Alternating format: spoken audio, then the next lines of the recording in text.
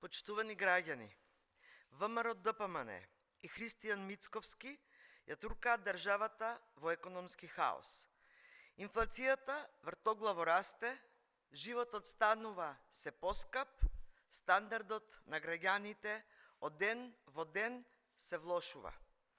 Македонија се наоѓа во нов длабок бран на економска нестабилност. Последните податоци за раст на инфлацијата на годишно ниво од 4,5% се резултат на погрешните економски политики на владата, што ги плаќаат граѓаните.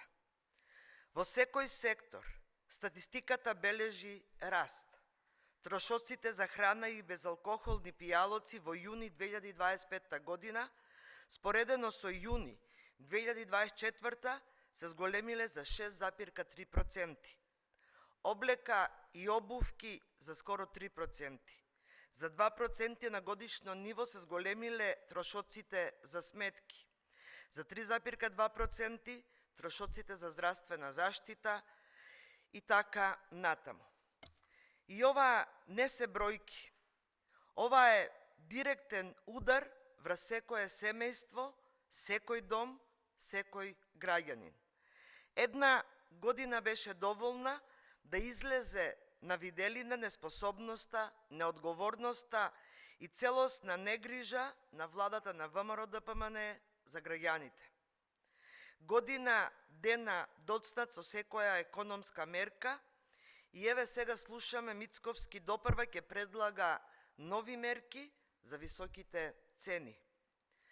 Додека Мицковски размислува и фантазира за четврта економија во Европа, реалноста го демантира. Граѓаните тонат во сиромаштија, куповната моќ опаѓа, економијата не е брзорастечка.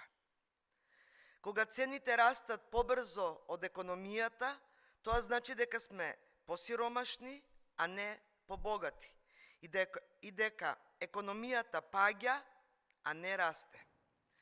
Животот на граѓаните е претворен во купи-продај, секојдневни математики дали да платат сметки или да купат основни намирници. Македонија и понатаму е на дното во Европа по стандард.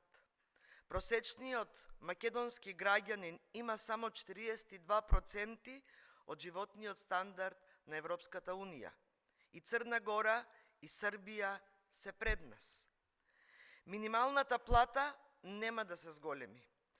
Просечната плата стагнира, но затоа функционерските плати се зголемуваат.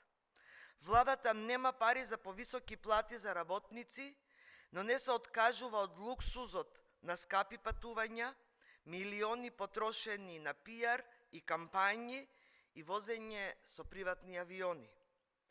СДСМ и во најголемите кризи, ковид пандемијата и енергетската криза, ги зголеми и минималната и просечната плата.